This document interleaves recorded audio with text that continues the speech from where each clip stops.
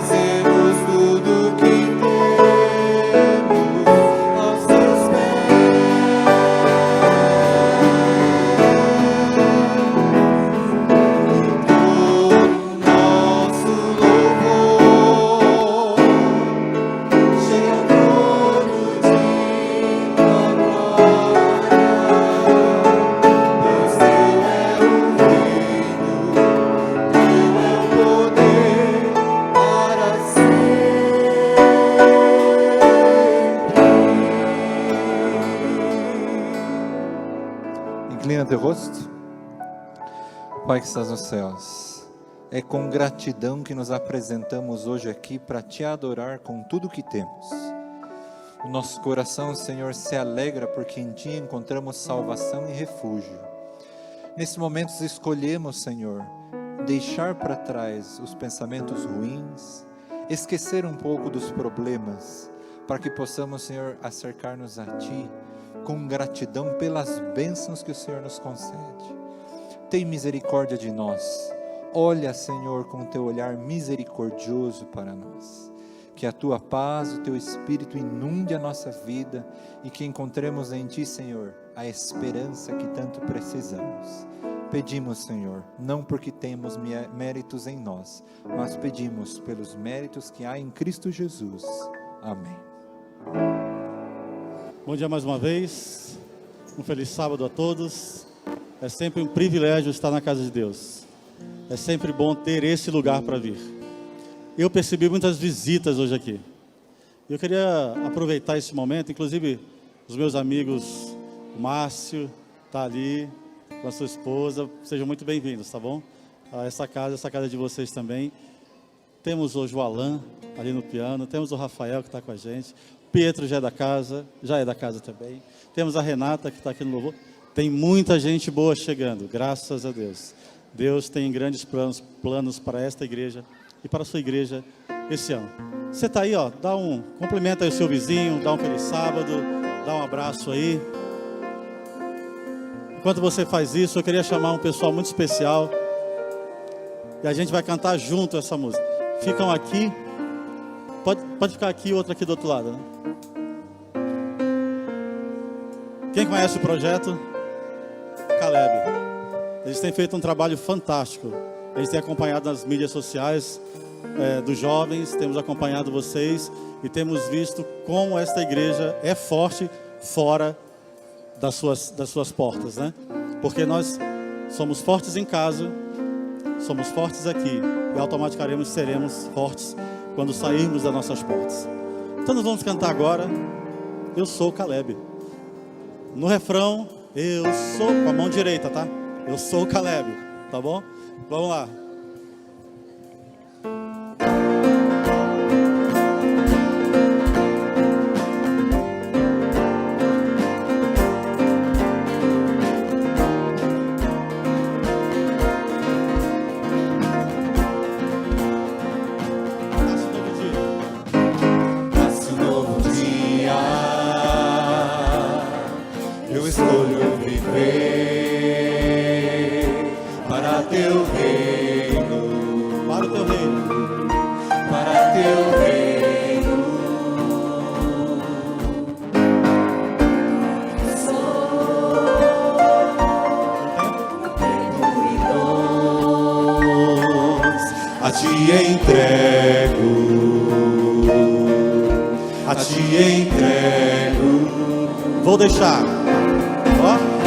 Vou deixar minha marca na história. Vou viver os meus dias pra tua glória, pra tua glória. Eu sou Caleb. Eu sou pelo mundo como Cristo andou para salvar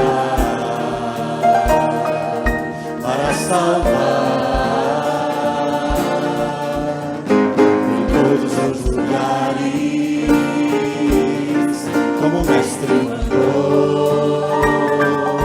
Eu vou testemunhar,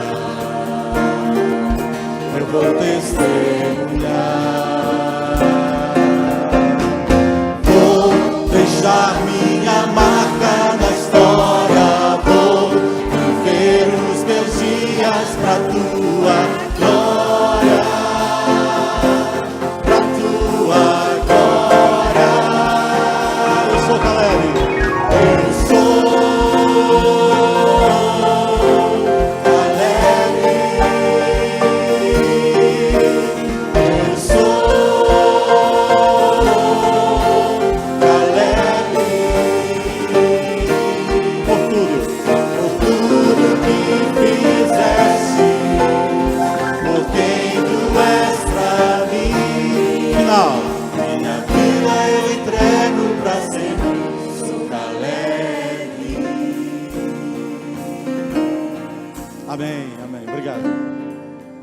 Sabe o que é legal? Quando o seu filho aí pequenininho, eu estava vendo as crianças aí, quando elas veem isso, fica registrado na sua memória, né? Essa igreja é uma bênção, uma bênção. Vamos cantar uma música literalmente nova, escrita para este novo inário. Se chama Somos Igreja. Nós vamos estar tratando durante esse semestre sobre a identidade da igreja. Vamos cantar bastante músicas relacionadas ao tema. A gente vai cantar um trechinho, ela é bem fácil, escrita por um mestre, Paiva.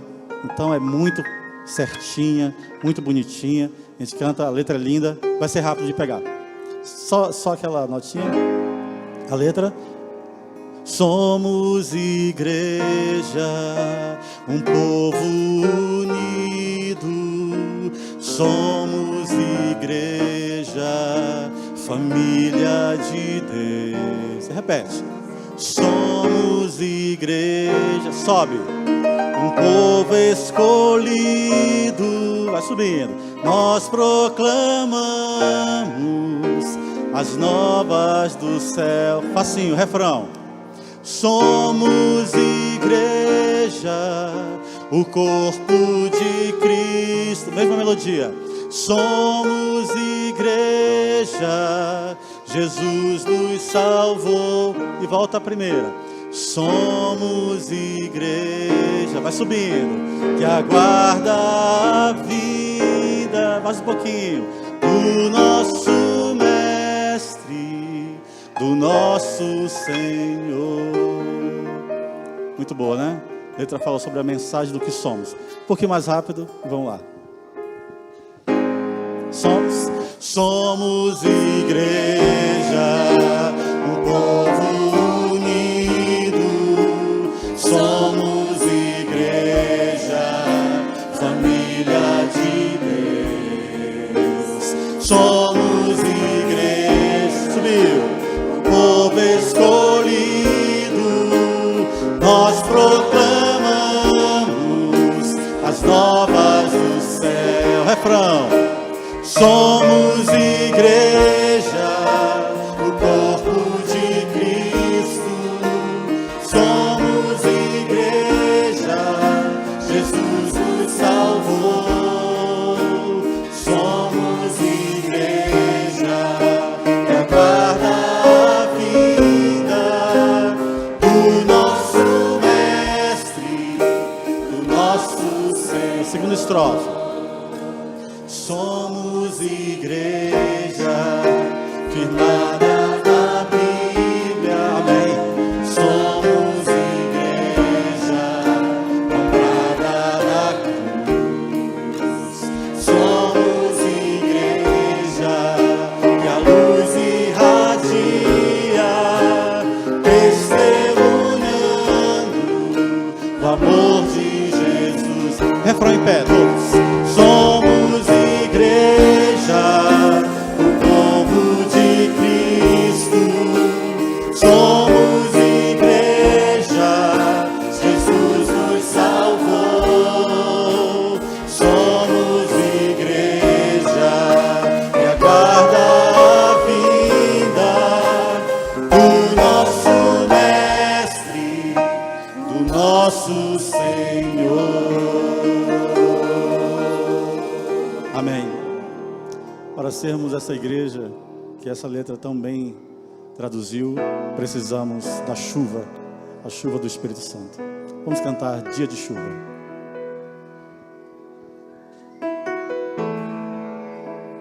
Hoje é o dia. Hoje é o dia em que temos de pedir pela bênção da presença do Senhor. Hoje é o dia em que temos de orar pela bênção da presença desse amor.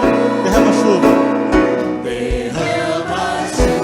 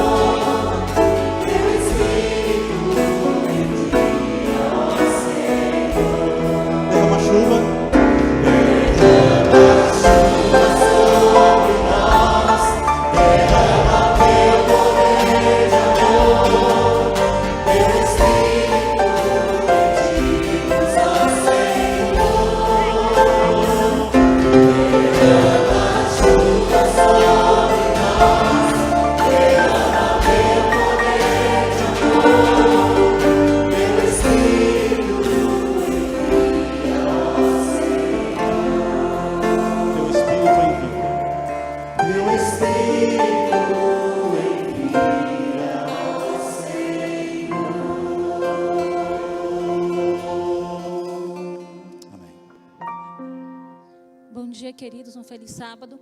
Nessa caixa tem muitos pedidos que já foram respondidos, tem milagres respondidos, milagre de cura mesmo. E a partir de quarta-feira agora, próxima quarta, todas as quartas às 18 horas, nós estaremos reunidos aqui na igreja para estarmos orando. Se você puder estar aqui, você será muito bem-vindo. Se você não puder, onde você estiver, ore nesse momento. A partir das 18, todas as quartas, e também já é um incentivo para aquele que quiser e puder já ficar para o culto. Né? Que Deus nos abençoe, que Deus nos use, porque quando oramos, milagres acontecem. Vamos nos ajoelhar, aquele que pode, para fazermos a oração? Querido Jesus, antes de mais nada, gratidão por estarmos aqui, gratidão por ter nos trazido. Nosso desejo não está aqui, porque somos falhos e pecadores e gostamos de fazer as nossas coisas da forma que nós fazemos. Mas o Senhor nos ama incondicionalmente e o Senhor nos trouxe aqui. Muito obrigada por isso. Aqui nessa caixa tem muitos pedidos, muitos agradecimentos, orações respondidas e orações que ainda não foi respondida. Mas o Senhor sempre tem respondido conforme a sua vontade, por isso ficamos em paz.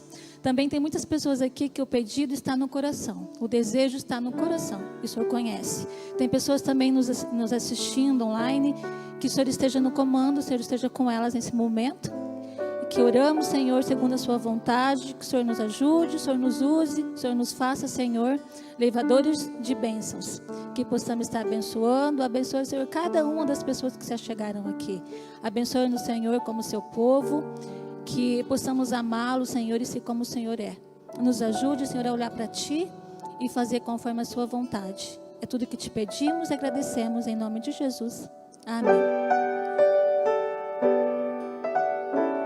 Diante de ti, deponho minha vida, prostrado estou, e venho hoje me entregar a ti, ao pé da cruz.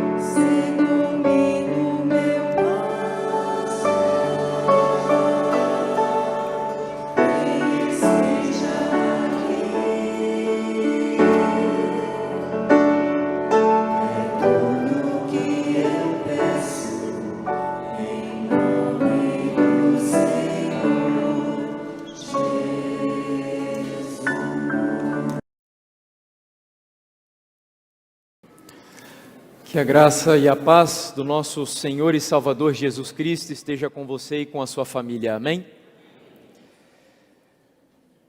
Quero agradecer, é um privilégio poder voltar aqui à Igreja do Juvevê depois de alguns anos, eu acho que uns 2 anos ou 2 anos e meio mais ou menos. E para mim é sempre gratificante poder estar aqui. Eu tenho vários amigos nessa igreja, pessoas inclusive que são simpatizantes e apoiadores do meu ministério, e eu agradeço imensamente por poder voltar aqui. Bom, o assunto que Deus colocou no meu coração para dividir com vocês nessa manhã se chama o Deus desconhecido. E antes de nós abrirmos a palavra, eu quero convidá-los a fechar os olhos assim como estão, para nós falarmos com o nosso Deus. Vamos orar.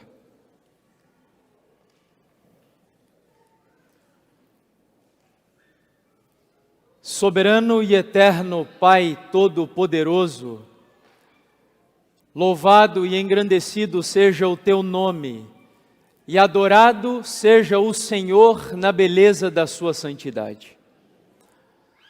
Obrigado por estarmos aqui em condições favoráveis, nesse lugar confortável e tranquilo, dispostos a abrir a Tua palavra, esse livro que é um livro santo e poderoso, e que será aberto agora, Senhor, com o propósito de ser exposto diante da igreja, eu não me atreveria a abri-lo, não me atreveria a pregar sobre ele, sem antes reconhecer diante da congregação que eu sou um pecador, que eu sou um verme, e que em mim não há nada de bom que seja capaz de suprir os anseios mais profundos da nossa alma.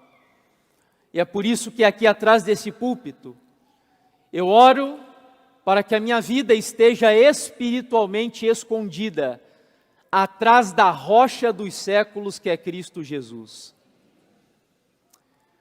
Que Ele seja engrandecido pela pregação da Tua palavra, e que a Tua palavra vá e não volte vazia. Que o Senhor atue nesta manhã, é o nosso desejo e oração em nome do Senhor Jesus. Amém, Pai. Abra sua Bíblia no livro de Atos, o capítulo 17.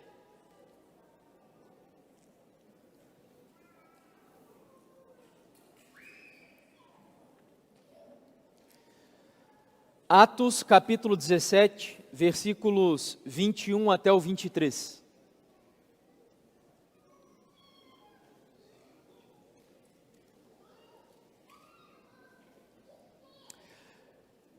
Verso 21 diz assim: acontece que todos os de Atenas e os estrangeiros residentes não se ocupavam com outra coisa, senão dizer ou ouvir as últimas novidades.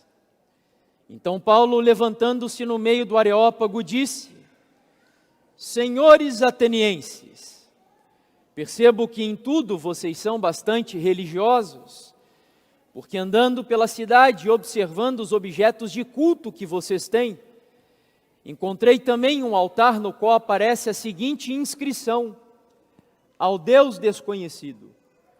Pois esse que vocês adoram sem conhecer é precisamente aquele que eu lhes anuncio. Só até aí. Paulo, na ocasião, estava refugiado em Atenas por causa de uma famosa, ou melhor, uma cruel e sangrenta perseguição dos judeus contra a igreja.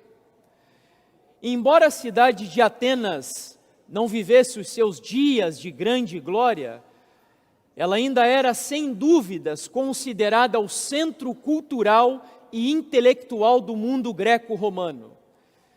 Atenas, você sabe, que é a cidade de Sócrates, de Aristóteles, de Platão, grandes filósofos e pensadores que influenciaram e influenciam a nossa vida até os dias de hoje. Em Atenas estavam construções magníficas, que eu acredito que chamariam a atenção de qualquer pessoa que não foi ainda influenciada por essa relativização do belo em nossa geração. Qualquer pessoa que seja amante da beleza ficaria impressionada com os designs, a arquitetura e as construções colossais que estavam presentes na cidade de Atenas. Uma das mais famosas, seguramente, estava na Acrópole, o famoso templo conhecido como Partenon. E nesta cidade estava o apóstolo Paulo, esse grande bandeirante da igreja, talvez o maior plantador de igrejas da história do cristianismo, o apóstolo Paulo. E a Bíblia diz, no versículo 16, o verso que não lemos, que o espírito do apóstolo Paulo ficou literalmente provocado, incomodado. Quando nós lemos num primeiro momento, podemos concluir que Paulo ficou impressionado com as construções, afinal de contas eram belíssimas, como eu acabei de dizer. Ou então que Paulo estava atraído pela filosofia dos atenienses, mas não era nem uma coisa e nem outra. Diz a Bíblia que Paulo estava incomodado com a quantidade de deuses que havia na cidade de Atenas. De acordo com alguns historiadores, era cerca de 30.000 deuses e altares espalhados pela cidade. Era um deus para cada sentimento humano, um deus para cada elemento da natureza. Havia o deus da guerra, do sexo, do vinho, do amor, da água, do inferno e etc. Ou seja, a cidade que se jactava de possuir a luz do conhecimento humano, na realidade estava submersa nas mais abissais trevas da idolatria que uma pessoa é capaz de chegar. E ali está o apóstolo Paulo. E como um grande pregador, diz a Bíblia que ele, em um lugar que as nossas Bíblias traduziu como praça, começa a discutir com filósofos epicureus que eram hedonistas e estoicos que eram fatalistas.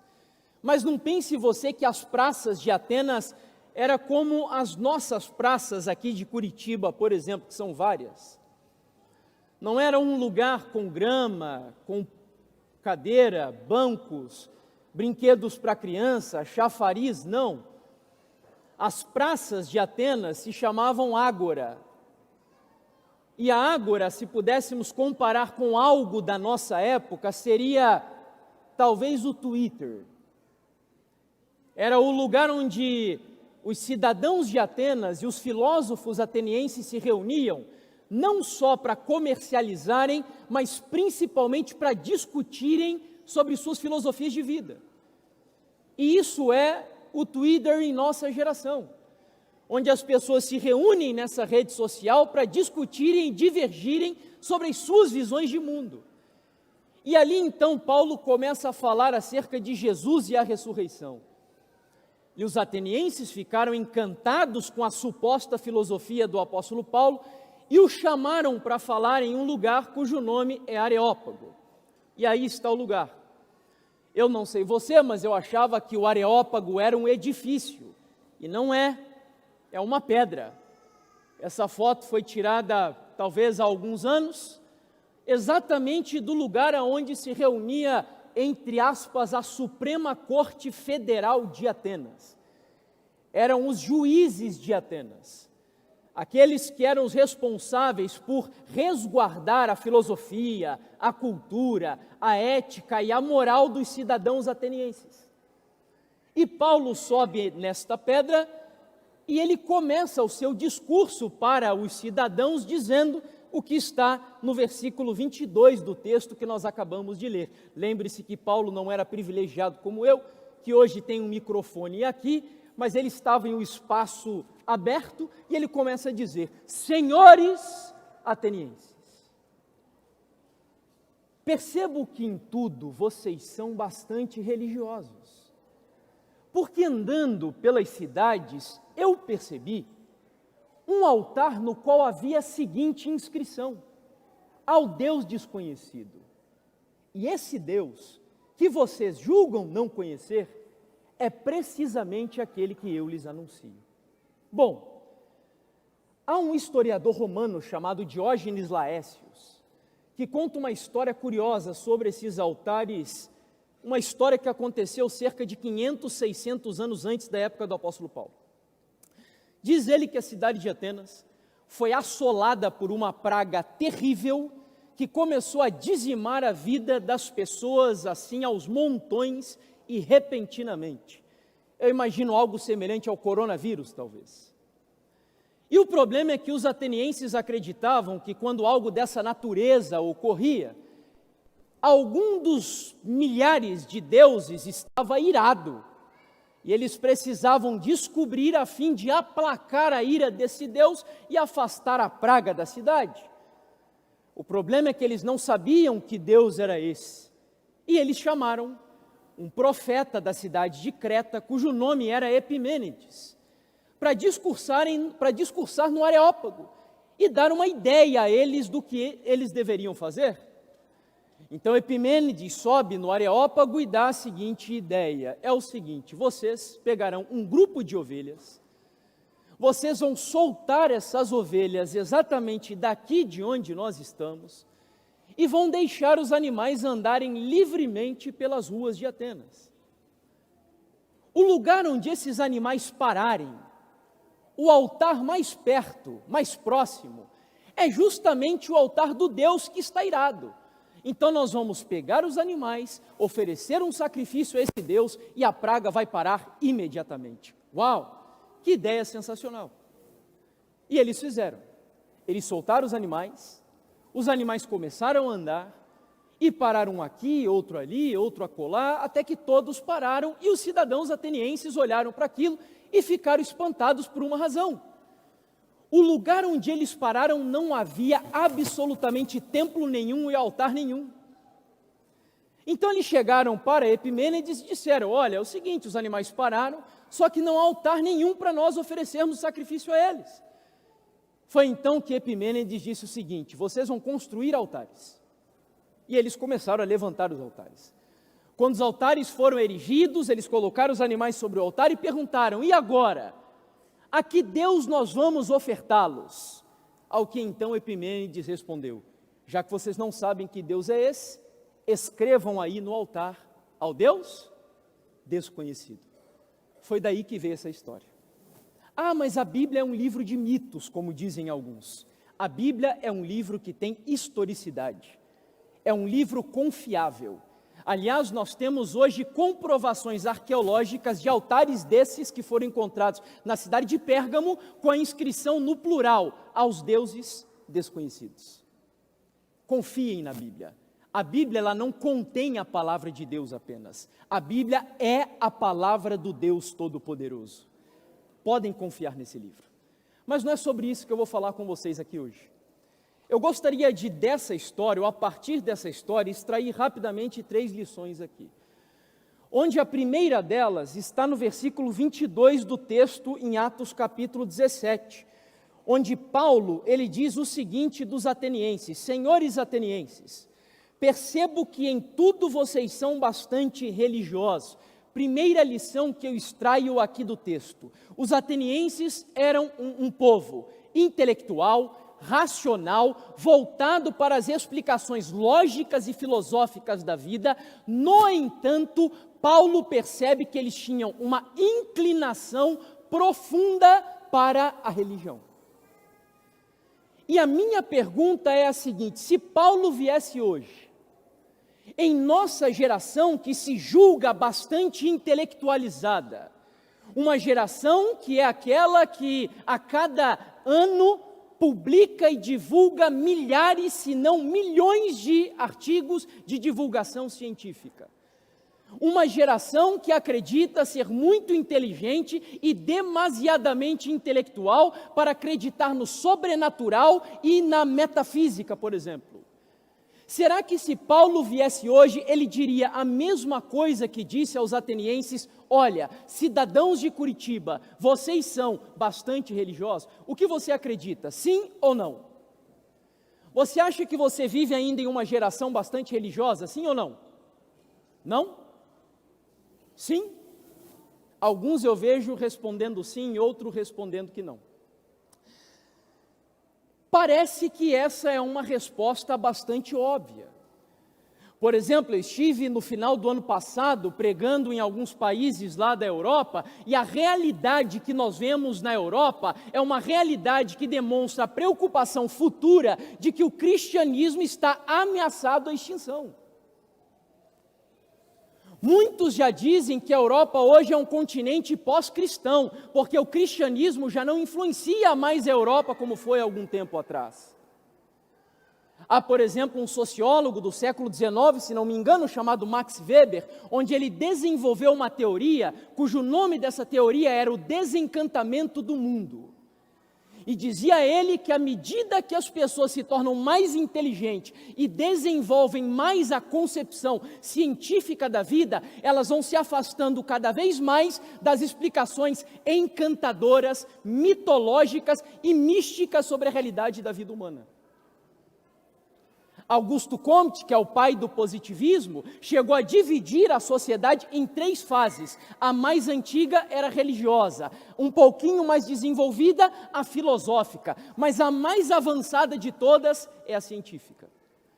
Em outras palavras, se você ainda tem inclinações religiosas, é sinal de que você ainda é retrógrado, atrasado, fundamentalista, conservador e muito ainda envelhecido, que não é capaz de usar a ciência para explicar a vida. Por isso você ainda precisa de religião.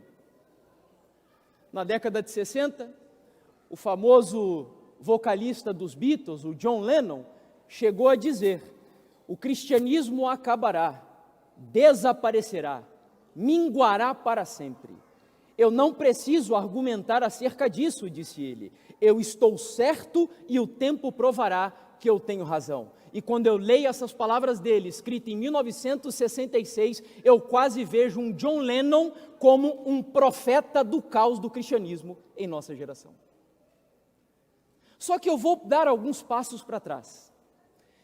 E antes de nós respondermos se as pessoas são ou não religiosas, nós precisamos descobrir o que é religião. Porque para muitas pessoas, por exemplo, religião é você acreditar na existência de Deus. No entanto, os budistas não acreditam que existe um Deus. E você sabe que o budismo é o quê? É uma religião. Outros aí diriam que religião é você acreditar no mundo espiritual. No entanto, os hinduístas não acreditam na existência do mundo espiritual. E você sabe que o hinduísmo é o quê? É também uma religião. De tal maneira que eu quero tomar as conclusões aqui de um estudioso da fé cristã, um teólogo, que particularmente eu gosto muito das produções dele, que é o Tim Keller. Ele diz assim: atenção, então o que é religião? É um conjunto de crenças que, em primeiro lugar, explicam o que a vida é. Em segundo lugar, quem nós somos.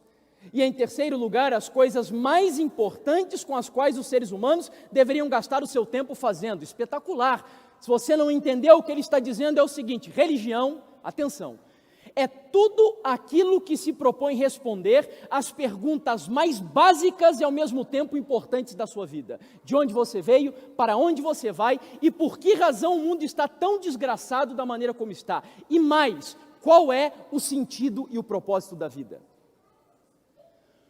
Tudo o que se propõe responder essas perguntas é religião, inclusive o próprio naturalismo filosófico, que é mais conhecido como ateísmo, mas quando os naturalistas entram em um campo de dizer qual é a origem da vida e qual é o sentido da vida, embora eles se autodenominem cientistas, neste quesito eles estão entrando num campo da filosofia e da religião.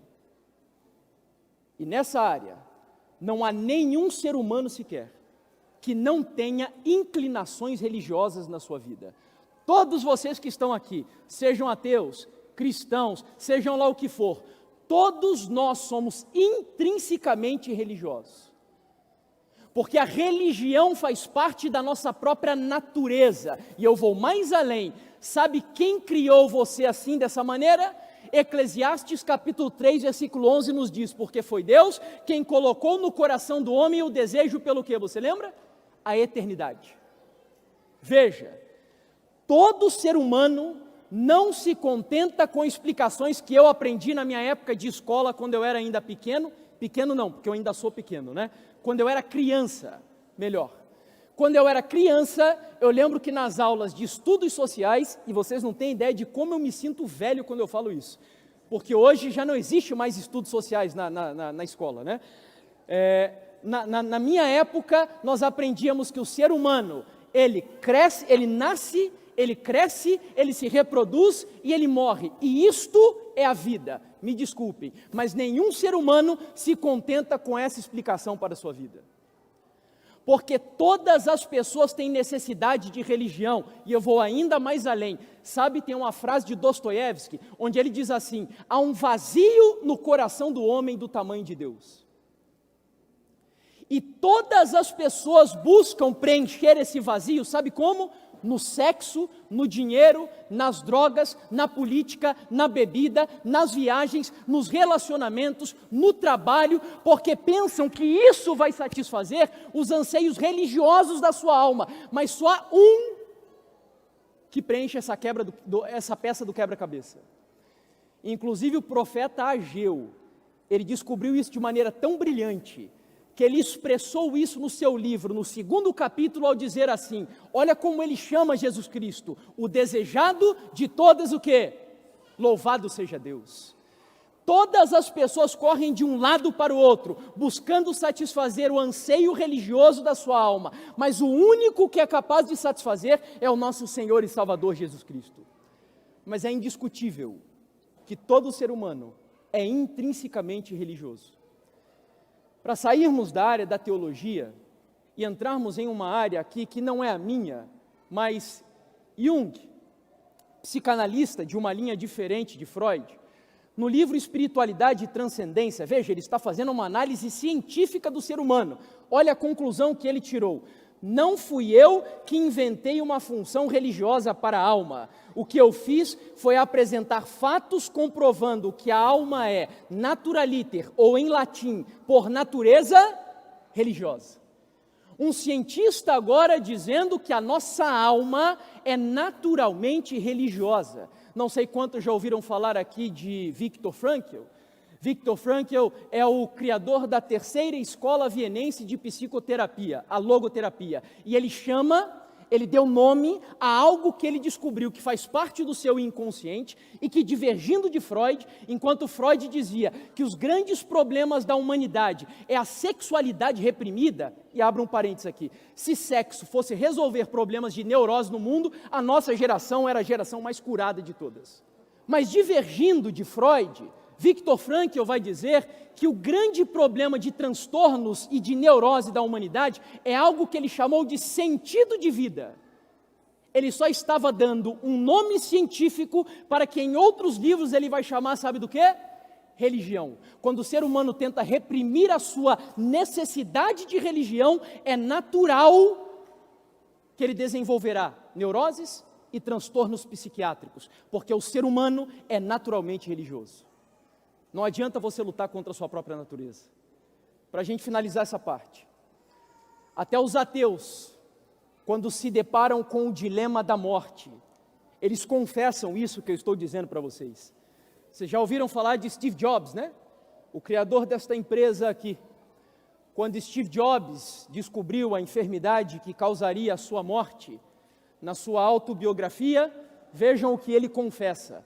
É estranho pensar que você acumulou toda essa experiência e ela simplesmente acaba. Sendo assim, eu quero mesmo acreditar que alguma coisa sobrevive, que talvez a nossa consciência permaneça. Ou seja, um ateu que não consegue se contentar de que ele trabalhou a vida inteira, ele se esforçou a vida inteira, e na sepultura a vida dele acabou. Eles só não confessam a eternidade no céu, mas eles vão tentar inventar nomes para isso. É alma, é espiritualidade, é cosmos, é poder, é não sei o quê, mas todos eles chegam no mesmo denominador comum. Todo ser humano é naturalmente religioso.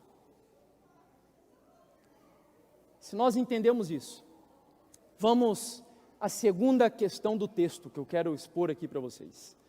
Quando Paulo vê que os atenienses eram religiosos, Paulo identifica um outro problema, porque o diabo se aproveita disso. Ele sabe que você precisa adorar, ele sabe que você tem inclinações religiosas, e quando você não tem o seu norte bem dirigido à adoração correta e àquele que é o único digno, é lógico que ele vai corromper a adoração. E agora nós vamos ao segundo tópico do texto, versículo 23, veja aí comigo. Verso 23, o texto diz o seguinte, Atos 17, verso 23. Pois esse que vocês adoram sem conhecer é precisamente aquele que eu lhes anuncio. Primeiro, nós somos naturalmente religiosos. Segundo, nós temos um problema.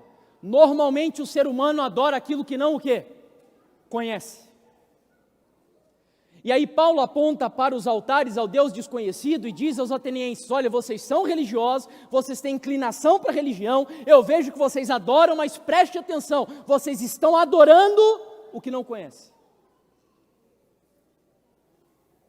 Alguns anos antes, Jesus estava em Samaria, ele encontra uma mulher diante do poço de Jacó, a mulher olha para Jesus e diz assim, Senhor, é lá no Monte Sião, em Jerusalém, o lugar de se adorar, ou é aqui no Monte Gerizim, em Samaria, o lugar certo de adorar? Jesus olha para ela e diz assim, mulher, você adora o que não conhece.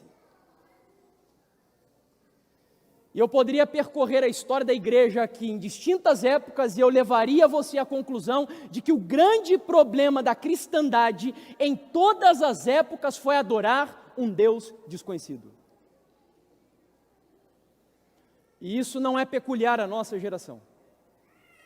Hoje nós temos aí espalhado o mundo afora o Jesus coach, o Jesus da prosperidade. Agora o que está em voga no nosso país é o Jesus direitista, o Jesus lulista, e cada um desenvolve a sua personalidade de quem é Jesus, sem se importar com quem é o Jesus da Bíblia. E o grande problema contemporâneo da cristandade é justamente o que Paulo identificou aqui, diagnosticou dos atenienses. Muitos cristãos hoje adoram um Deus que não conhecem. Um Deus sem personalidade, sem identidade. Zygmunt Bauman, um sociólogo que morreu em 2017, ele caracterizou a nossa geração de uma maneira brilhante. Ele chamava esta geração de modernidade líquida. Sabe o que é isso? Eu tenho aqui um copo, e dentro deste copo está um líquido. Mas se eu pego este líquido e coloco em um recipiente diferente, você sabe que o líquido vai assumir a forma de onde ele está, e isto é a sua geração. Uma geração sem solidez, de acordo com Zygmunt Bauman. Nós não temos mais casamentos sólidos, relacionamentos sólidos, não temos mais nem religião sólida, e nesta geração de diluição da identidade, a própria identidade de Deus foi também diluída. Lá na Idade Média, Lutero chegou para Erasmo de Roterdã, que era um cristão, mas ao mesmo tempo humanista, e disse assim: Erasmo, as suas ideias sobre Deus são demasiadamente humanas. E isso talvez descreva muitos problemas da nossa geração. Nós imanentizamos tanto Deus que esquecemos da sua transcendência. Qual foi a última vez que você ouviu, por exemplo, um sermão falando sobre soberania de Deus, ira de Deus, santidade de Deus, justiça de Deus e por aí vai? Mas nós ouvimos muito falar sobre amor de Deus, graça de Deus, misericórdia de Deus, e tudo isso descreve quem Deus é, mas Deus não é só essas coisas, entende? Aqui, por exemplo, um colunista da Folha de São Paulo, que é o Gregório do Vivier, lá no ano de 2017, quando nós comemoramos um momento significativo para a igreja cristã brasileira, que é o Natal, vejam o título da matéria que ele escreveu: Parabéns, baderneiro, comunista, defensor de bandido e prostituta. Pergunto, este é o Deus da Bíblia? Será que Deus é esse moleque, adolescente, enfatuado, apaixonado? Eu vim agora no carro e eu via uma música falando de um Deus apaixonado, e me desculpe, mas eu tenho muitas ressalvas com essa palavra. Aliás, quem nunca leu o livro Cristianismo Puro e Simples, do C.S. Lewis, tem um capítulo que ele fala sobre casamento, e ele faz uma distinção espetacular ali sobre paixão e amor. Cada um tem o seu lugar. Mas se nós cremos em um Deus apaixonado, Ele já teria lançado todos nós aqui no inferno há muito tempo. Porque paixão não é sólida. A paixão, ela vive de um sentimento arrebatador para um dado momento, que é importante, mas ele não é duradouro. E ele não é incondicional. Será que o Deus da Bíblia é algo semelhante a um Papai Noel? Que barganha comigo se eu sou bonzinho e faço coisas boas, Ele me retribui, e veja, não me interpretem mal, mas no meu ponto de vista, por vezes, o Provai e Vede tem nos, assim, confundido sobre a concepção de quem Deus é. Não que o Provai e Vede seja ruim, não me interpretem mal, a minha esposa gosta muito, eu gosto muito, a gente sempre para assistir, mas as histórias do Provai e Vede, elas são bem resumidas, e todas elas terminam bem.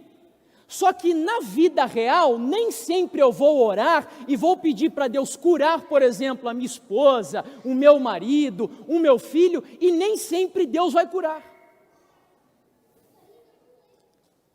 Nem sempre na vida real eu serei fiel a Deus e a minha empresa ela vai continuar sólida e estável. Não, às vezes Deus vai permitir que a sua empresa quebre.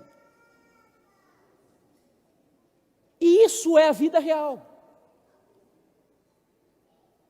E o grande problema é que, como diz o Bibotalk no livro, olha só que título espetacular do livro dele, inclusive recomendo para os jovens da igreja, publicado pela Thomas Nelson, O Deus que Destrói Sonhos. E nós às vezes desenvolvemos teologia sobre Deus e falamos de um Deus que não nos decepciona, e eu digo, depende. Eu já fui decepcionado por Deus. Decepcionado no sentido de que às vezes eu faço planos para a minha vida e às vezes os planos que eu faço não são os planos de quem? De Deus. Por exemplo, em 2020, a minha esposa e eu queríamos ter o nosso primeiro bebê, 11 anos de casados. Sabe o que Deus deu ou permitiu que fosse para dentro do meu lar? Um câncer de mama, nos 2 seios da minha esposa. Mas de onde surgiu essas confusões que nós temos sobre Deus? E eu não tenho como explorar isso profundamente aqui com você, nem seria a minha pretensão, mas eu preciso rapidamente falar disso daqui com você, que é a pós-modernidade, a sua geração. Os grandes problemas do cristianismo da nossa geração, de adorar um Deus sem conhecer, de falta de identidade, de diluição de doutrinas e etc., advém daí, pós-modernidade, onde a principal influência da pós-modernidade é aquela escola que se chama relativismo, onde não há certo e nem errado. Onde tudo não tem nada a ver, e muitos jovens acabam desenvolvendo essa teologia, né? Eu já fui assim, você chega para o jovem e diz assim, jovem, não faça isso, isso não é legal, não vai te fazer bem, aí o jovem dá uma resposta para você dizendo, isso não tem nada a ver, é a teologia do nada a ver que eu chamo. Relativismo, ausência de absolutos, de certo e errado, isso veio com o desenvolvimento ao longo do tempo, onde Deus foi sendo excluído da vida do ser humano pouco a pouco. Marx tirou as digitais de Deus da história, Freud tirou as digitais de Deus do inconsciente, Darwin tirou as digitais de Deus da natureza, até que veio Nietzsche, o filósofo da pós-modernidade, e diz assim, o ser humano é um super-homem. É um super-homem a ponto de não precisar mais de Deus. Deus foi excluído da novela, da música, do teatro, da literatura. Deus foi excluído da vida. Nós não precisamos mais de Deus. O ser humano agora ele é tão capaz que ele pode dar explicações para a vida e tudo aquilo que ele não consegue fazer por si, a ciência fará. O problema é que veio a Primeira e a Segunda Guerra Mundiais. E a ciência trouxe coisas boas para a vida, mas a ciência também trouxe muitos problemas para a vida do ser humano. E justamente por causa dessa decepção com a razão científica, nós entramos na pós-modernidade, ou mergulhamos ali, que é a era do ceticismo total. Não existem verdades absolutas. Como disse a minha professora de História da faculdade, ela falou assim, na pós-modernidade, todas as identidades modernas, nas quais a identidade nacional ou religiosa é uma das mais centrais, ao lado de elementos como sexualidade, gênero e etnia, estão entrando em quê? Colapso. Welcome, bem-vindo. Esta é a sua geração, a geração do colapso de identidades. Nem as identidades que são atribuídas pela biologia e da natureza não são suficientes mais para dizer quem você é. Por exemplo, não basta mais você nascer com uma genitália masculina para dizer que você é um homem. Você escolhe o que deseja ser. Essa é a sua geração. Colapso de identidades. Vamos tentar explicar isso num âmbito mais prático? Vamos lá. A Perla. A Perla, ela era funkeira. Ela saiu do funk e foi para o gospel, e saiu do gospel e voltou para o funk. Eu te pergunto, cristão, pode ao mesmo tempo servir a Deus, e dançar, e cantar, e gostar de funk, sim ou não? Não? Sim ou não? Vocês não sabem nada, irmãos. É claro que pode. Ele só não pode fazer isso e querer ir para o céu ao mesmo tempo. Mas fazer, ele faz o que quiser da vida. Não é verdade? Fazer, ele faz o que quiser. E detalhe, tá? Eu vou contar um negócio rápido para vocês aqui. O irmão Jefferson, não pense que esse é o irmão Jefferson a vida inteira. Eu, na minha adolescência, eu gostava de dançar funk. Alguns vão lembrar aqui da época da Eguinha Pocotó e do bonde do Tigrão. Vocês lembram? Deus é tão bom que Deus converte até um traste como esse daqui, irmãos. Deus seja louvado. E não tente imaginar o irmão Jefferson dançando funk, tenha misericórdia de mim, tá bom? Mas vamos lá. Perguntaram para ela como ela conseguia lidar com essa relação do funk e do gospel. Olha a resposta que ela deu. Amadureci muito no gospel. Eu precisava desse tempo, mas a minha carreira no funk sempre esteve ali. Hoje eu consigo dividir a fé da música, amém? Ah, vocês estão espertos. Certa vez eu estava numa igreja pregando e falando exatamente sobre isso, e aí eu falei, amém, a igreja em peso, amém, eu disse, não, misericórdia, amém não. Vocês percebem como há um problema aqui de entender que a fé cristã, ela impacta e molda o seu estilo de vida, a sua visão de mundo. Não dá para você colocar igreja e religião dentro de uma caixinha e trabalho e política e finanças dentro de outras caixinhas, não. A igreja é a caixinha suprema, a religião é a caixinha suprema que molda toda a sua visão de mundo. Segundo exemplo, essa é bem conhecida. Eu não sabia, mas disse que é cristã. E aí, certa vez, no ano de 2019, ela estava comemorando o aniversário lá no Rio de Janeiro, numa boate, funk, e enfim. E uma seguidora dela fez uma crítica de uma foto que ela postou nas redes sociais, dizendo, no seu feed tem fotos de você fazendo um pequeno grupo na sua casa, missão na África, essa foto aí não condiz com a fé que você professa, saia de cima do muro. Ela é muito significativa. A única referência da minha vida é Jesus, até aí tudo bem. E celebrar mais um ano de vida, dançar, sorrir, cercada de amigos queridos, não abala em nada, eu vou dar ênfase aos pronomes aqui, meu relacionamento e minha intimidade com meu Pai. Se algo estiver errado em meu comportamento, eu sei que Ele vai me incomodar e me convencer na minha intimidade com Ele do que precisa ser mudado, como já fez algumas vezes. O que você percebe aí nessas palavras? Sabe o quê? A Bruna está muito pouco preocupada com o que a Bíblia diz sobre Deus e sobre a sua fé. Ela está preocupada, é comigo, é para mim, é em mim, é me, etc. Sabe o que isso me mostra? Que infelizmente nós vivemos em uma geração, me desculpe, que deu uma bicuda em Deus na adoração e que colocou o homem no centro de tudo. Tudo é feito para o homem, para o bem do homem, para o agrado do homem, a satisfação do homem, a vontade do homem, e tudo gira em torno do homem. É para mim. É comigo, é em mim. E isto é resultado da perda de identidade do cristianismo. O último exemplo. E abro um pequeno parênteses aqui. Você percebe como as artes, são 3 artistas que eu citei aqui. Sabe qual tem sido a maior ameaça do cristianismo hoje? Justamente a produção artística do mundo e inclusive da igreja. Os artistas da igreja hoje, muitos estão influenciados tanto por essas visões de mundo distorcidas, que estão levando os jovens da igreja por um caminho completamente alheio àquele que é o caminho da Bíblia. Falta de identidade. Eu tenho estudado profundamente sobre isso para tentar entender por que as artes hoje, elas têm sido um meio através do qual o diabo tem destruído e corrompido a fé cristã. Ela se batizou numa igreja e perguntaram a ela se ela continuaria desfilando no carnaval carioca. Ela respondeu, é claro que eu vou continuar desfilando e frequentando festas, porque o Cristo que a Bíblia ensina não tem nada contra isso. É isso que ela fala? É o Cristo que o quê? Eu acredito. Minha preocupação é apenas em ser uma pessoa melhor. E aí você vai chegar em casa, você vai entrar na internet, para quem tiver curiosidade, e você vai pesquisar as conclusões de um estudioso norte-americano sobre o cristianismo hoje. Sabe o que ele chamou? Ele disse que o cristianismo hoje se tornou um deísmo moralista terapêutico. Pesquise sobre isso.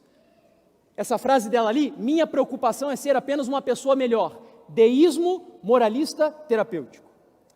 O amor de Deus não tem nada contra a gente ser feliz e curtir a vida. Deus dá risada de julgamentos. Meus irmãos, eu preciso encerrar, meu tempo já passou bem além do que eu deveria. Eu só preciso dizer algo a você. Como isso tem moldado a nossa fé? Como essa visão de mundo dicotomizada, ou sem identidade, diluída, tem afetado a fé dos cristãos em nossa geração? Vou citar alguns exemplos rápidos aqui para você. Por exemplo, a Bíblia tem verdade absoluta sobre casamento, sim ou não? Tem, né? A Bíblia diz que aquilo que Deus uniu, não o quê? não separe o homem, só em últimos casos, em casos extremos, violência doméstica, não só a física, às vezes também psicológica, adultério. Mas sabe o que nós vemos acontecer hoje? Os índices de divórcio dentro da igreja são quase os mesmos índices de divórcio fora da igreja. O casamento está sendo banalizado pelos cristãos em nossa geração. Sabe por quê? Perda de identidade. A Bíblia tem verdade absoluta sobre sexualidade, sim ou não? Tem ou não tem? Sexo antes do casamento? A Bíblia permite isso? Não. Ah, mas a cultura mudou. Preste atenção, homens mudam, mulheres mudam, sociedades mudam, cultura muda, mas as verdades absolutas da palavra de Deus permanecem para todo sempre. Amém? Não muda. Ah, mas hoje tem essa questão da homossexualidade, a gente não tem nada contra o homossexual, mas como posicionamento bíblico religioso, diz a Bíblia que lá no Éden, Deus criou o quê? Lembra? Macho e o quê? Fêmea, e ponto final. E se tem homossexual aqui dentro da igreja, eu digo a você, e inclusive aproveito para advertir a igreja precisa aprender a lidar com esse público dentro da casa do Senhor. Porque nós, infelizmente, ainda tratamos os homossexuais com preconceitos que não cabem dentro da igreja. E detalhe, aquele que luta contra a homossexualidade não é um pecador pior do que qualquer outro de vocês aqui. Todos somos pecadores miseráveis e carecemos da graça de Deus. Alguém que luta contra a homossexualidade é tão filho de Deus como qualquer um de vocês aqui dentro da igreja. Mas nós não podemos relativizar os absolutos do Senhor. Por exemplo, existem absolutos na palavra de Deus sobre a própria Bíblia? A Bíblia é a palavra de Deus ou contém a palavra de Deus? O que vocês dizem? Ela é, mas tem pessoas hoje do nosso meio, cantores conhecidos, alguns pregadores conhecidos, que usam um termo aí que é muito bonito, chamado de Jesus, chave hermenêutica, para dizer que nem tudo da Bíblia é a palavra de Deus. Mas me desculpem, eu creio, e a Igreja Adventista ensina, que a Bíblia é a palavra absoluta de Deus. Relativismo. Tem verdade absoluta na Bíblia sobre dízimos e ofertas, sim ou não? Mas tem muitos adventistas hoje que não devolvem dízimos. E eu posso falar sobre isso com autoridade, porque alguns poderiam olhar para mim e dizer assim, mas irmão, você tem que defender o seu salário, então é sua obrigação defender o dízimo. Mas eu quero dizer para você que eu não sou pago pela Igreja Adventista. Eu trabalho no ministério, mas é um ministério particular. Eu viajo o ano inteiro visitando as igrejas, pregando, mas eu não sou assalariado pela igreja, tá? Mas como você vive? Pela fé. São pessoas que doam e ofertam para o meu ministério. E faz 7 anos que eu vivo assim. E todo mês, quando o mês começa, a primeira coisa que a minha esposa e eu fazemos é separar o nosso dízimo, ou melhor, o dízimo de Deus e o pacto que fizemos com o Senhor, porque nós cremos que Ele deu à igreja autoridade para administrar os recursos que pertencem a Ele. Verdades absolutas. Mas a história termina. E aqui nós entendemos que nós temos inclinações religiosas, mas que adoramos um Deus desconhecido. E a história termina, e aqui eu encerro, convidando você para ler o versículo 24 só, Atos 17, 24. E aqui a gente finaliza.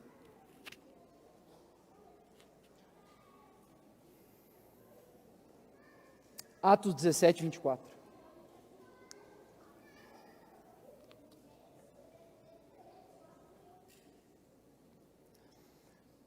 Diz aqui a Bíblia, Paulo começa a identificar o Deus digno de adoração.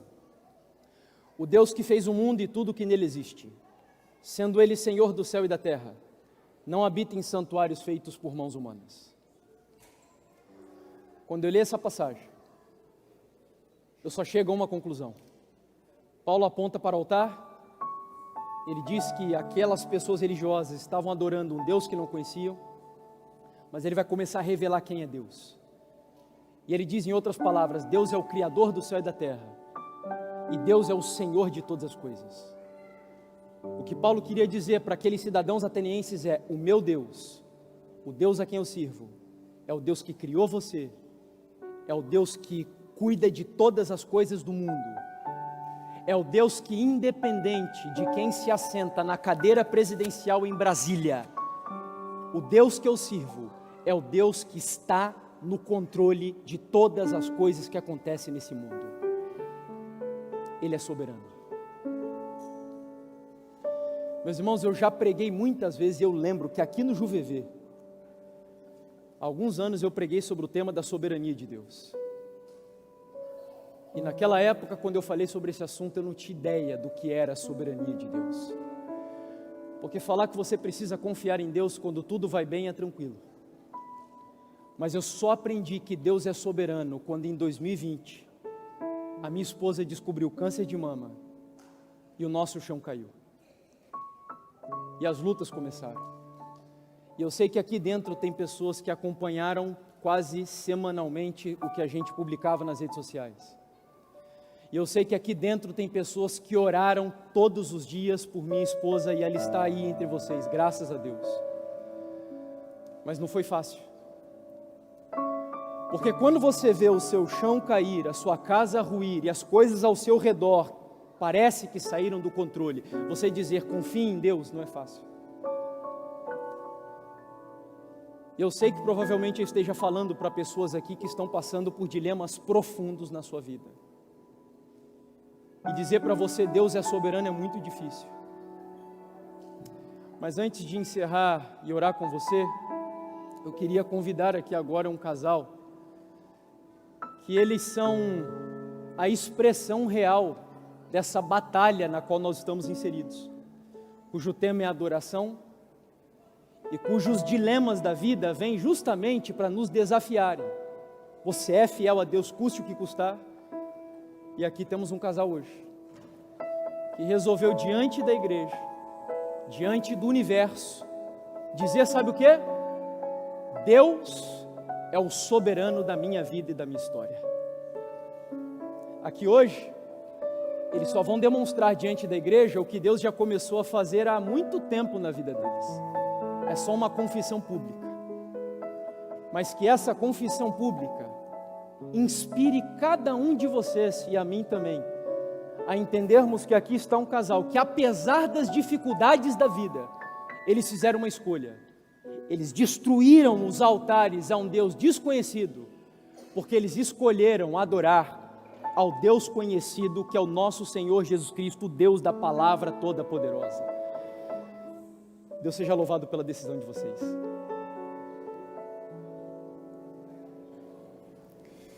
Eles vieram da Bahia. Ele passou num concurso da Universidade Federal e vieram para Curitiba. Começaram a frequentar a igreja, aliás, estudaram a Bíblia lá. A pessoa que estava dando o estudo bíblico faleceu. E não deu para acontecer o batismo, veio a pandemia. Eles procuraram essa igreja, alguém informou para eles. Eles chegaram até aqui e a Novo Tempo o acolheu. Essa é a igreja da Novo Tempo, meu irmão. Não é apenas uma televisão que a gente assiste, é verdade. Essa é a igreja da Novo Tempo. E a classe bíblica da Novo Tempo estudou a Bíblia com vocês. Terminando o estudo de vocês, aqui estão os amigos da Novo Tempo. Só olha para trás, são seus amigos que acompanharam você nessa jornada. E agora, diante da comunidade do JuVV, obedecendo a ordem dada pelo meu Rei e Senhor, nessa manhã nós queremos entregá-los ao Senhor Jesus Cristo. Mas para que isso aconteça, duas pessoas que são especiais para você. Cadê as filhas? Podem vir aqui. Só vamos batizá-los se vocês estiverem bem pertinho. Duas meninas.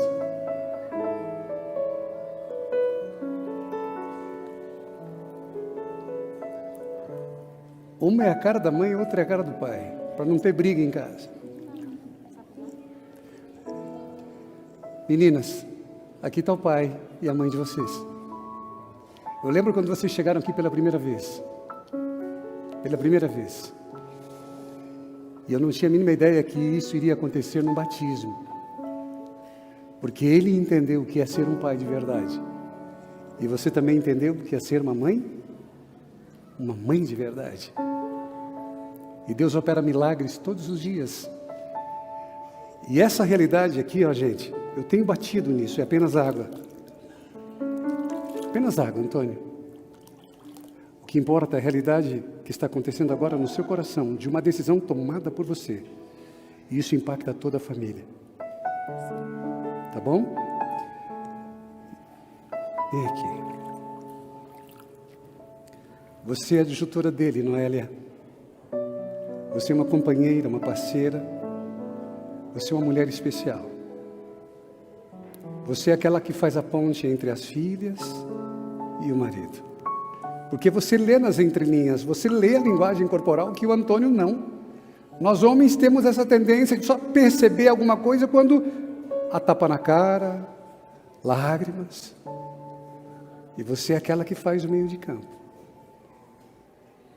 Nesta manhã, aqui na igreja do Juvevê, obedecendo a ordem dada pelo meu Rei Salvador Jesus Cristo, ide pregar o Evangelho e batize em nome do Pai, do Filho e do Espírito Santo.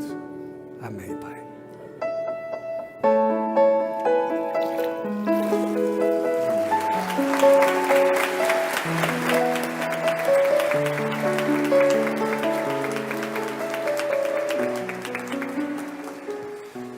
Antônio,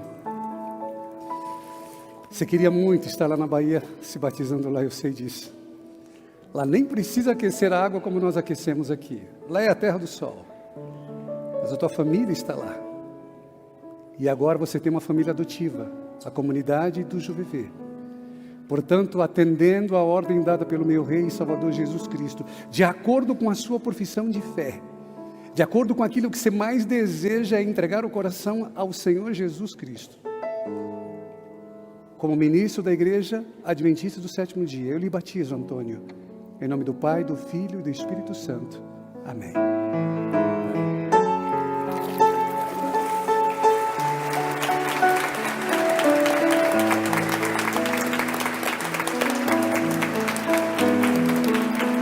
Essa agora é a família de vocês. Essa é a família de vocês. Podem procurar a gente. Nós estamos aqui de braços abertos, porque agora vocês fazem parte do rebanho da igreja do Juvevê. Não é o fim, é o começo. O inimigo vai fazer tudo para tirar vocês do foco. Mas vocês pertencem ao Senhor Jesus Cristo, nosso Criador, mantenedor e Salvador. Vocês, da Novo Tempo, uma salva de palmas para eles.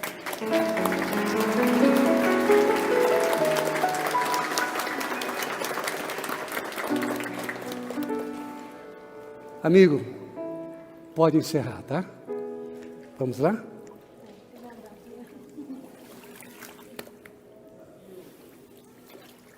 O desafio da mensagem de hoje é muito simples. Nós terminamos a mensagem falando sobre adorarmos a um Deus verdadeiro, conhecido, bíblico.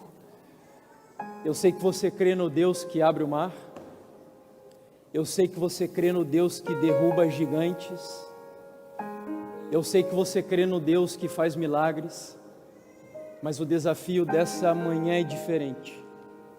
E se o mar não abrir? E se o faraó alcançar você? E se o gigante não cair? Você vai continuar confiando? Se você deseja fazer uma entrega a esse Deus nessa manhã, se você está passando por alguma dificuldade na sua vida e precisa de uma oração especial, enquanto os nossos amigos louvam o nome do Senhor, eu quero convidar para você vir aqui à frente. Eu gostaria muito de orar por você. Você que deseja entregar a sua vida a esse Deus conhecido, e ainda que o céu caia sobre a sua cabeça, que nada seja capaz de abalar a sua fé, em nome do Senhor Jesus.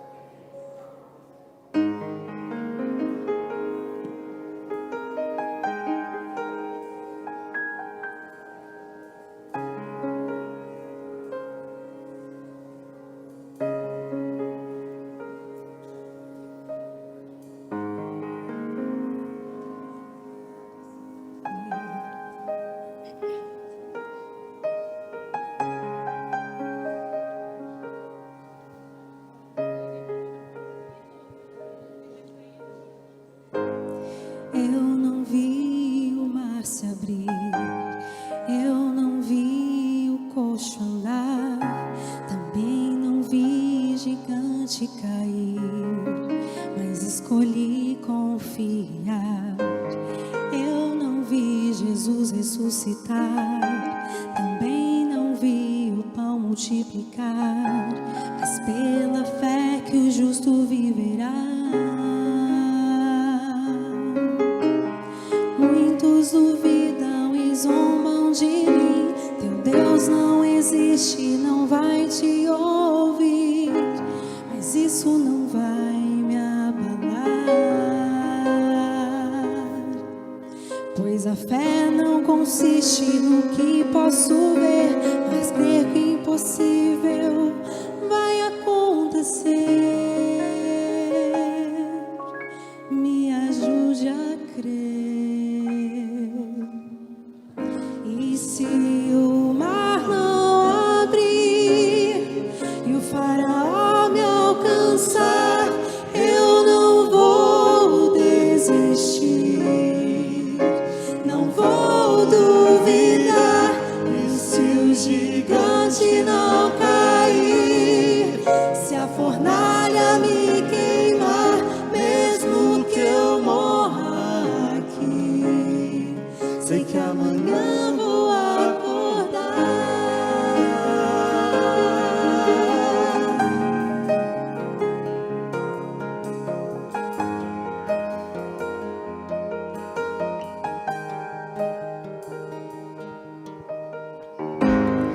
Eu não vi o mar se abrir, eu não vi o coxo andar, também não vi gigante cair, mas escolhi confiar.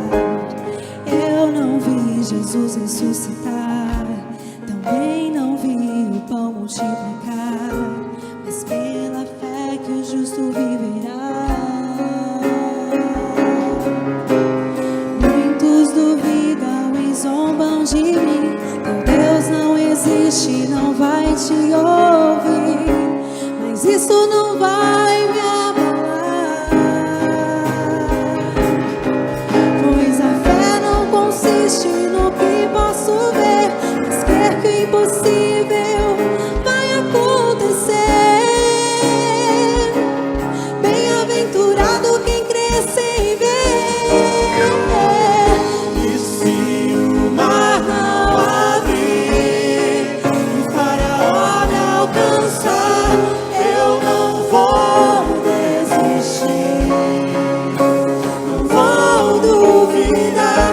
E se o gigante não cair, e o faraó me queimar, mesmo que eu morra aqui, sei que amanhã vou acordar. E se o mar não abrir e o faraó me alcançar, eu não vou desistir, não vou duvidar. E se o gigante não cair, se a fornalha me queimar, mesmo que eu morra aqui, sei que amanhã vou acordar. E se o mar não abrir e o faraó me alcançar, eu não vou desistir, não vou duvidar. E se o gigante não cair, se a fornalha me queimar, mesmo que eu morra aqui, sei que amanhã vou acordar.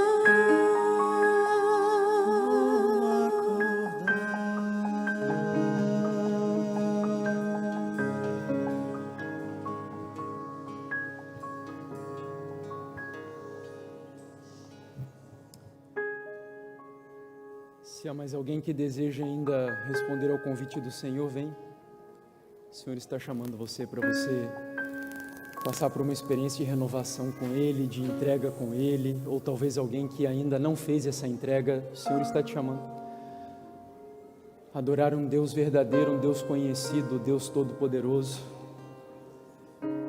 E eu sempre digo quando eu faço um convite que convites ao final de pregações não são caprichos do pregador. É porque nós estamos no meio de uma batalha entre o bem e o mal, sabia? Deus sabe o que vai dentro do seu coração, mas o diabo não sabe. E quando nós terminamos uma pregação e fazemos um convite, não é para você responder para o pregador e nem para Deus. É para você mostrar para o diabo e para os anjos quem você escolheu a ouvir uma mensagem. Portanto, eu convido você. Se você aceita o convite de Deus, vem. O Espírito Santo está te chamando. Deus seja louvado. E quando nós tomamos essa decisão, sabe o que acontece? O seu anjo que te acompanha durante toda a sua vida, ele voa até o céu. E a sua decisão hoje é registrada no livro da vida. E agora Deus vai fazer o impossível para que a sua decisão de hoje se cumpra até que Jesus venha. Amém? Feche os seus olhos e vamos orar. Querido Deus,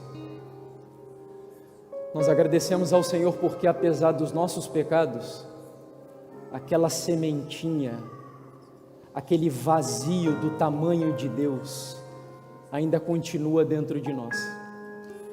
A nossa natureza se inclina por vezes ao pecado, mas a verdade é que nós temos anseio, sede de Deus, nós temos sede de Jesus Cristo, e muitas vezes procuramos saciar essa sede em coisas que não saciam, Senhor. Nós andamos correndo de um lado para o outro na loucura da vida, como diz um livro que o título é espetacular, vivendo como Marta, nesse mundo insano de correria, de trabalho, de ganho, quando nós deveríamos viver na realidade como Maria. Mas aqui estamos nós, porque o nosso coração ainda nos traz para mais perto de Ti, Senhor, e nós Te agradecemos por isso. Talvez cada um de nós temos os nossos erros, as nossas falhas, adorando o Senhor da maneira como o Senhor não espera que a gente adore, mas o Senhor nos trouxe aqui hoje para mostrar uma coisa: destruam os altares a um Deus desconhecido, e em nome de Jesus hoje, que altares ao Deus verdadeiro sejam erguidos na nossa vida, Pai. Aqui está o fruto do Teu trabalho. São pessoas que aceitaram o convite do Espírito Santo. Só o Senhor sabe o que eles têm vivido, mas eu quero Te pedir que ainda que o céu caia sobre a cabeça deles, que nada seja capaz de desviá-los dos caminhos do Senhor. Cuida dos Teus filhinhos, Pai. Que essa igreja seja o braço do Senhor na vida de cada um deles, que acolha, que ame, que o Senhor nos ensine a amenizar as dores daquele que sofre, que o Senhor nos ensine a amar aqueles que precisam de amor, a sofrer com aqueles que estão sofrendo, a acolher os necessitados, que o Senhor nos ensine a viver como Jesus Cristo viveu, e que a igreja do JuVV continue sendo uma igreja que adore ao Deus verdadeiro aqui nesse lugar. Essa é a nossa oração. Que o Senhor abençoe os planos dessa igreja, os estudos dessa igreja, que o Senhor abençoe todos os membros e a liderança dessa igreja. É a minha e a nossa oração, em nome de Jesus. Amém, Pai. Vamos sair cantando? E se